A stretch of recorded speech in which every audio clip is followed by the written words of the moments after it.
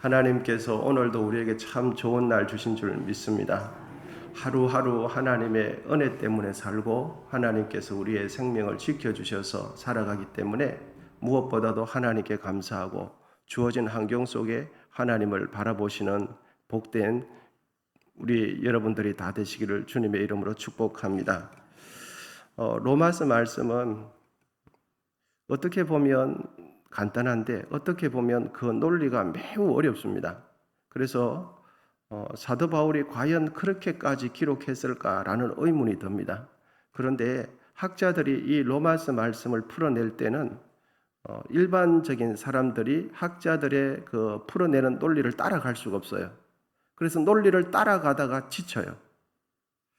그래서 그 논리를 잘 따라가면 우리의 생각이 게으르거나 우리의 생각 자체가 잘못된 부분들을 충분히 말씀이 풀어내 줍니다. 그래서 생각이 꼬여있는 부분들을 생각이 어그러지고 생각이 죄스러운 생각으로 흘러가는데 내가 죄 쪽으로 생각이 흘러간다는 것을 우리는 모르거든요. 그런 부분들을 이 로마서 말씀이 잘 풀어내 줍니다. 그래서 논리를 위한 논리가 아니라 하나님의 은혜에 도달하기 위해서 논리를 펴는 겁니다. 그리고 인간적인 의를 드러내기 위함이 아니라 하나님의 신실함, 예수 그리스도의 그 은혜로우심, 하나님의 인도하심을 인간적인 논리를 통해서 정확하게 풀어내는 거죠. 그래서 우리가 학자들만큼은 이렇게 풀어내지는 못하지만 최선을 다해서 생각 한번 해보면서 하나님 말씀에 은혜를 받고 또 복음을 더 깊이 깨닫는 그런 귀한 시간 되기를 진심으로 원합니다. 신앙생활을 하다 보면 문득문득 이런 의문이 들 때가 있죠. 내가 하나님의 자녀라고 나는 믿고 있는데, 그리고 다른 이들도 내가 교회 집사님, 또 안수 집사님, 또 권사님, 또 내가 교회 오래 다닌 것을 다 아는데, 그런데 내가 나를 보거나 다른 사람이 나를 볼 때 우리는 여전히 뭘 짓고 있습니까? 죄를 짓고 있거든요. 그렇다면 대체 내가 믿지 않는 세상 사람들과 내가 예수를 믿는데 예수 믿는 것과 무슨 차이가 있는가? 예수를 믿으면 죄를 짓지 말아야 되는데 동일하게 죄를 짓거든요. 교회에 오래 다녔는데 동일하게 그 문제가 해결이 안 돼요. 그러면 이런 생각이 들어요. 내가 받은 은혜와 구원은 도대체 무슨 소용이 있는가? 교회에 열심히 나가서 기도하는 게 무슨 소용이 있는가? 그런 생각이 우리의 양심 가운데 문득문득 들거든요. 내가 권사가 된 지 10년, 20년이 됐는데 권사 되면 달라질 줄 알았는데 처음에는 달라진 것 같았어요. 직분을 받을 때. 그런데 시간이 점점 지나고 보니까 사실은 달라진 게 아무것도 없고 교회에서 준 직분밖에 남는 게 없는 거예요. 그러면 내가 교회 다니는 게 무슨 의미가 있는가? 내가 하나님 앞에 구원받았다고 하는 그 구원이 무슨 의미가 있는가? 이런 생각을 문득문득 하게 되죠. 오늘 본문에서 유대인들이 바울에게 던진 질문이 바로 이 질문이에요. 앞선 2장에서는 바울이 유대인의 형식적인 율법 준수와 할례를 강하게 비판하자 유대인들은 당혹스러워하면서 질문합니다. 그것이 바로 본문 1절입니다. 한번 읽어보겠습니다. 같이 읽습니다. 시작. 그러면 유대인의 나음이 무엇이며 할례의 유혹이 무엇이냐? 유대인이 이방인들보다 나은 것이 없다면 유대인 된 게 무슨 의미가 있냐? 하나님의 모세의 율법을 우리에게 유대인들이 받았는데 받았음에도 불구하고 죄를 짓는다면 유대인이 된 게 모세의 율법을 받은 것이 이방인들과 무슨 차이가 있냐? 지금 이런 질문이거든요. 유대인은 하나님께 택함 받은 백성 아닙니까? 택함 받은 우리 유대인들도 택함 받지 않은 이방인들과 똑같이 하나님 앞에 심판을 받는다면 하나님께 택함 받았다는 그 유익이 뭐냐? 이거예요. 여러분, 이방인들 심판 받습니까? 안 받습니까? 하나님 안 믿는 사람 심판 받습니까? 안 받습니까? 심판 받죠. 그런데 예수 믿는 사람들도 심판 받습니까? 안 받습니까? 심판 받죠. 그러면은 예수 믿는 게 무슨 유익이 있냐? 이런 질문의 논리가. 여러분, 교회 목사도 심판 받습니까? 안 받습니까? 크게 대답하시네요. 그러면 여러분, 교회 목사 된 게 무슨 유익이 있습니까? 교회 중직이 되고 안수 집사님이 되시고 수십 년 교회를 다녔는데 교회를 10개를 건축을 했다고 칩시다. 여러분, 그 사람 심판 받습니까? 안 받습니까? 심판 받죠. 그러면 예수 안 믿는 사람이 심판 받는 거나 교회에 수십억 들여서 교회 성전을 지은 그 사람이나 무슨 유익이 있냐 하는 거죠.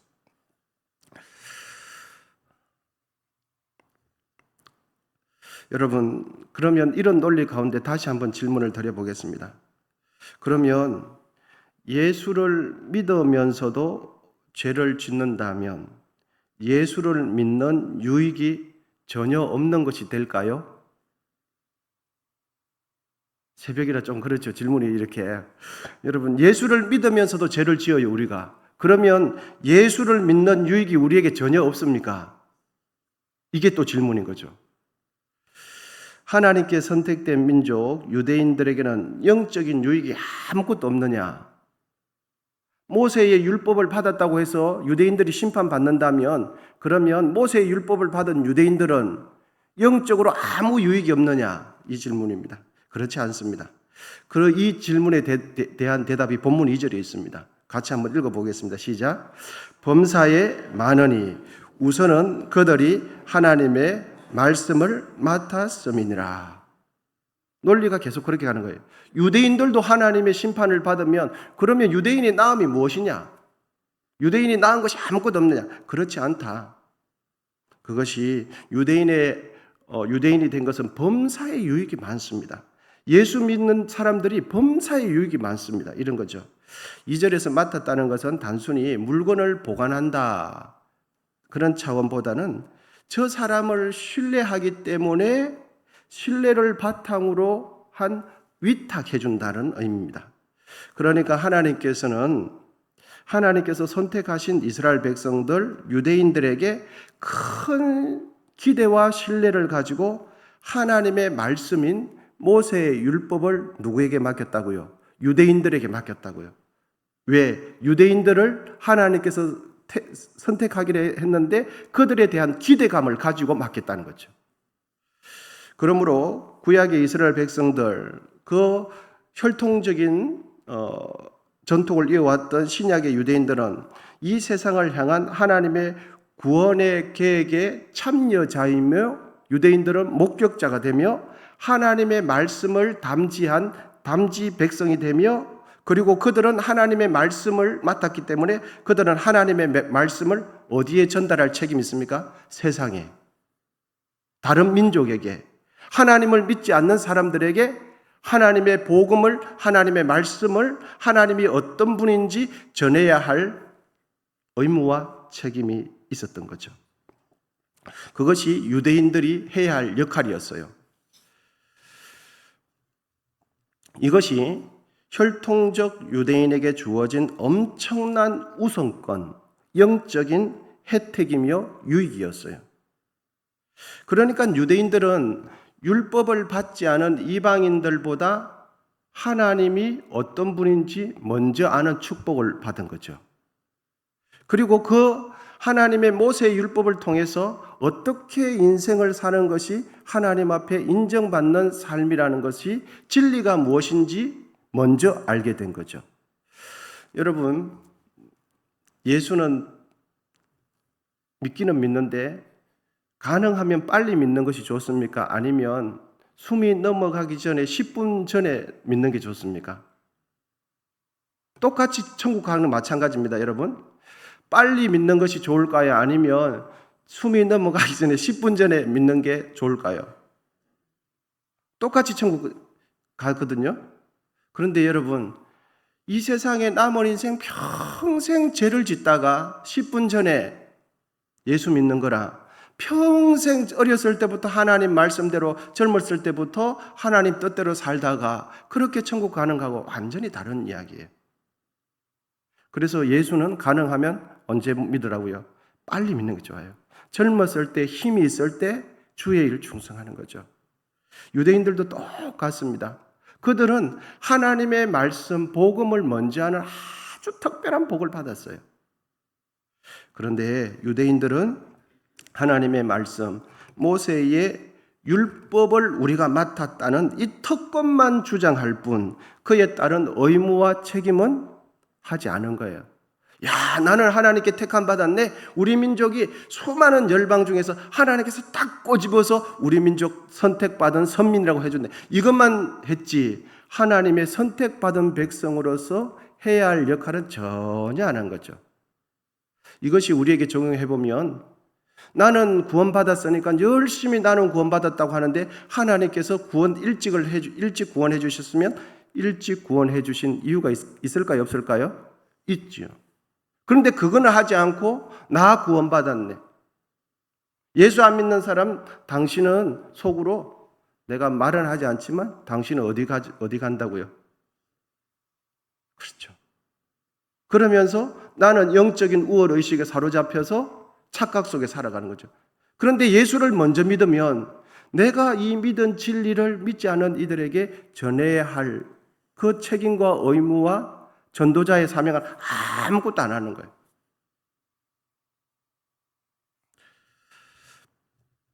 입으로만 하나님 말씀, 나는 선택받은 사람, 나는 교회 누구 말만 이렇게 할 뿐 율법을 통해서 내가 죄인인 것을 전혀 깨닫지 못해요. 유대인들은. 율법을 주신 이유는 그 율법을 통해서 하나님이 어떤 분인지 깨닫고 하나님 앞에서 내가 어떤 사람인지 깨달으라고 율법을 준 건데 그거는 깨닫지 않고 우리는 율법 받은 백성, 우리는 하나님 앞에 선택받은 백성 이것만 주장했던 거죠. 그래서 율법을 통해서 자신이 먼저 죄인인 것을 전혀 깨닫지 않고 내가 하나님 앞에 어떤 사람인지를 깨닫지 못하고 오히려 율법 받았다는 이것을 오해를 해서 자기의 의로움만 자꾸 드러내는 거예요. 나는 선택받은 사람, 나는 하나님께서 선택한 사람, 나는 율법을 가지고 있는 사람, 이방인들은 무지하고 도무지 진리를 모르는 사람, 나는 뭐를 아는 사람, 진리는 나만 아는 사람. 그래서 율법을 통해서 하나님을 드러내지 않고 자기만 자꾸 높이는 거예요. 자기만. 이제 여러분 3절 한번 읽어보시겠습니다. 3절 시작. 어떤 자들이 믿지 아니하였으면 어찌하리요? 그 믿지 아니함이 하나님의 미쁘심을 피하겠느냐? 참 놀라운 선언이 아닐 수 없습니다. 유대인들이 하나님의 계약을 위반했다고 해서 그러면 여러분 유대인들이 모세 율법을 맡은 유대인들이 하나님의 뜻대로 신실하게 살지 못했다고 해서 하나님의 신실함이 파기될까요?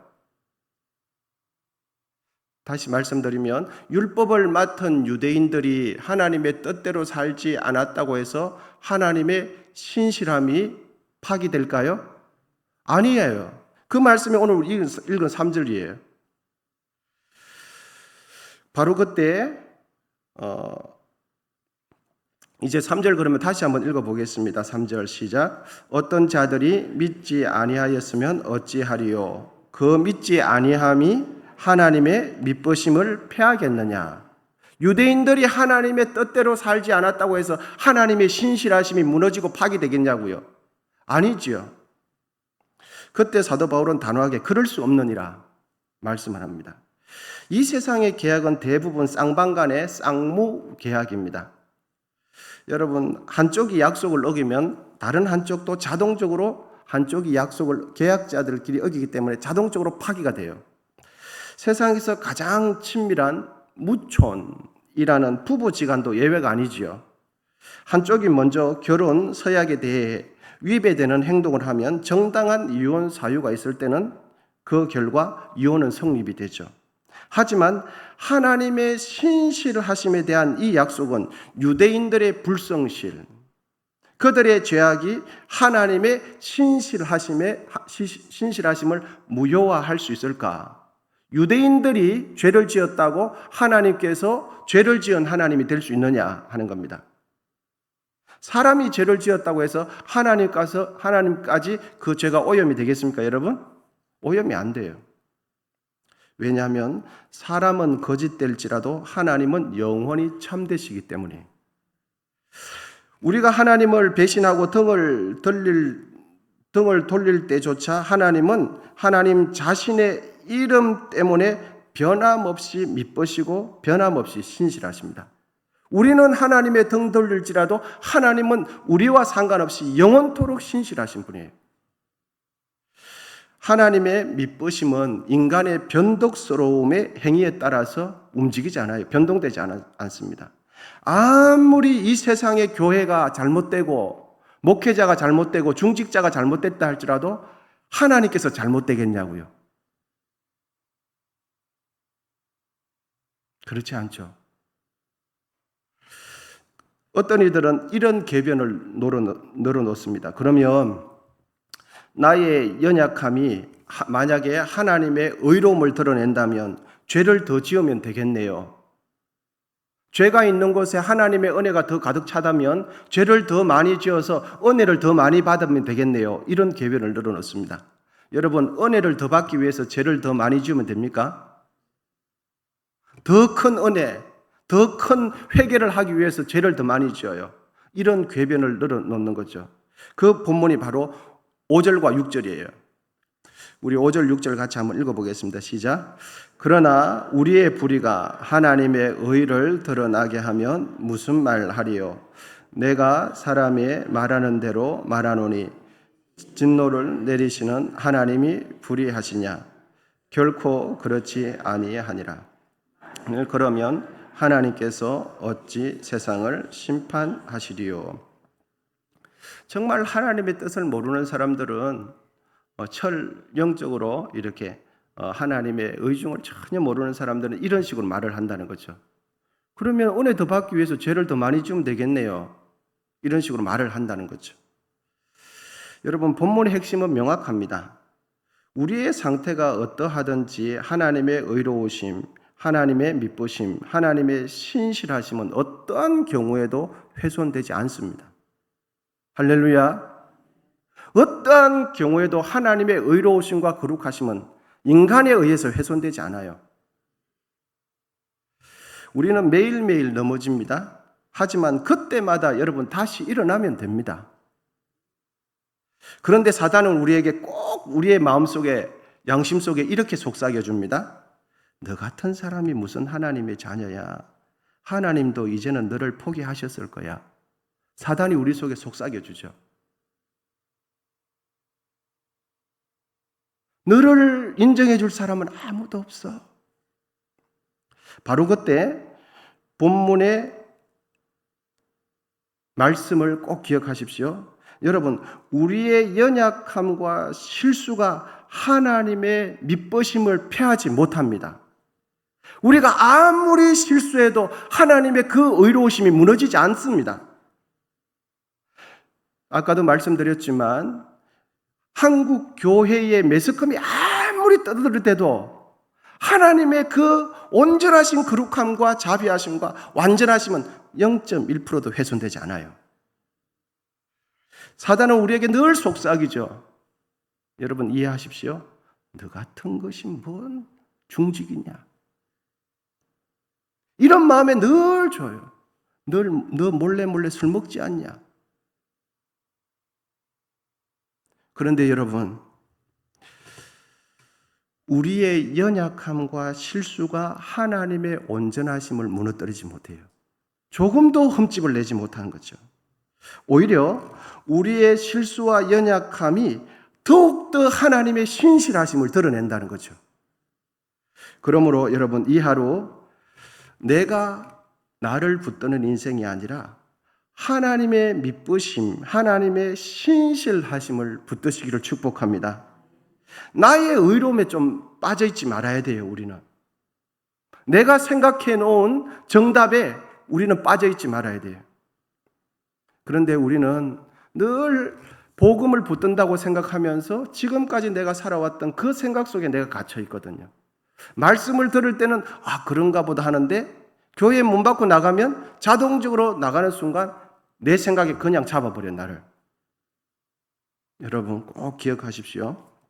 우리는 사단이 속삭여주는 그 음성을 듣지 말고 하나님께서 나를 붙들고 있고 하나님의 온전하심은 나의 행위와 상관없다는 것을 꼭 기억하십시오. 그리고 언제든지 예수 그리스도 그 보혈 앞에 십자가 앞에 납작 엎드리면 돼요. 그러면 보혈의 은혜가 그 거룩하심이 우리의 모든 허물과 죄를 다 덮었어요. 남김없이 깨끗이 용서하세요. 그러면 우리의 영혼이 새 힘이 생기고 하나님을 다시금 바라보게 되는 거죠. 비록 이 땅을 살아가지만 우리는 하나님을 바라보며 천국을 바라보며 오늘도 살아갈 수 있는 겁니다. 여러분 이 하루 천국을 바라보며 하나님을 바라보며 살아가시는 귀한 날 되시기를 축복합니다. 기도하겠습니다.